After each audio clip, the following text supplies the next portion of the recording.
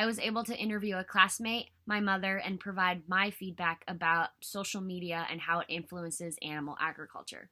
Yeah, I think a lot of people get a lot of misinformation about animal agriculture and production agriculture in general, especially from their social media use. Especially when people are just sharing and liking videos, and then it pops up on your friend's timeline and they share it and like it, and the cycle continues. There's a lot of people that don't fact check or even try and look into and find their own information or make their own opinions about it. They just see, whatever headline it is and then hit share.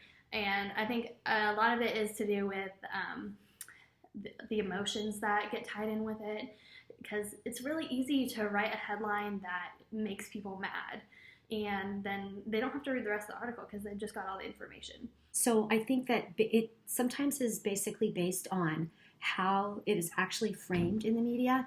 And I think that a lot of times people will use a real catchy negative headline that just all of a sudden gets spinned in different directions. And a lot of times it doesn't actually carry both sides of any of the issues, which then in fact leads to misunderstandings, miscommunication, misinformation. I think there's a problem with that because not everybody's watching what's being said. There are definitely benefits and concerns with social media with animal agriculture industry.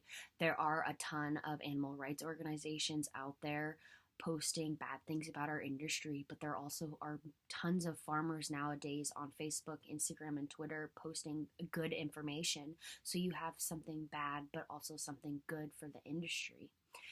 In addition, when reading the Integrating Social Networks and Human Social Motives, it talks about opinion leaders. This could be a really good thing because you have people on social media who a lot of people follow and they look up to and they pay attention to. So those people could be posting good things about animal agriculture, but on the downside, they could also be posting bad things. So you have that negative aspect.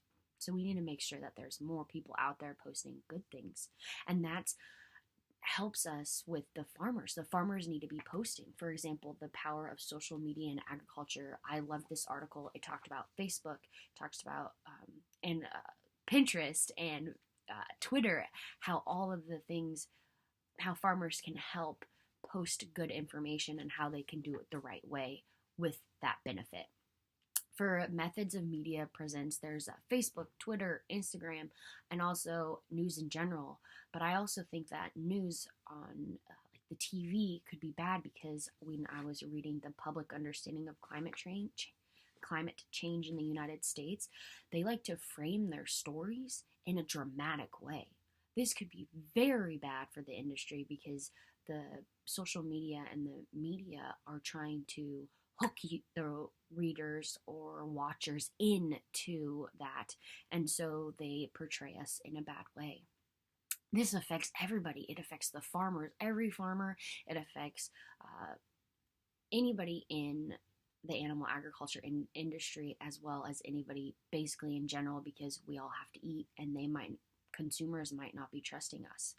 So I think that social media can be a very good thing if you have the farmers out there and the good sources available, but it also can be a concern because you have the animal activist groups who don't like animal agriculture and posting the bad news about animal agriculture.